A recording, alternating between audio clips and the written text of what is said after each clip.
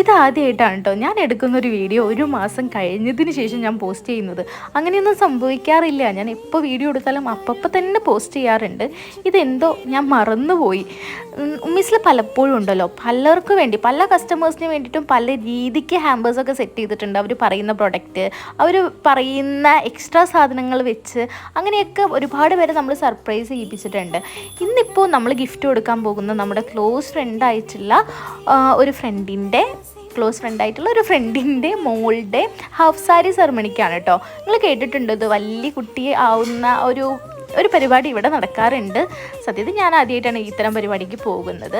അപ്പോൾ ഞാൻ വിചാരിച്ചു ശരി അങ്ങനെയാണെങ്കിൽ ഉമ്മീസിൻ്റെ എല്ലാ പ്രൊഡക്ട്സുകളും വെച്ചിട്ടൊരു ഹാമ്പർ കൊടുക്കാം, അത് നല്ല യൂസ്ഫുൾ ആവുമല്ലോ എന്ന്.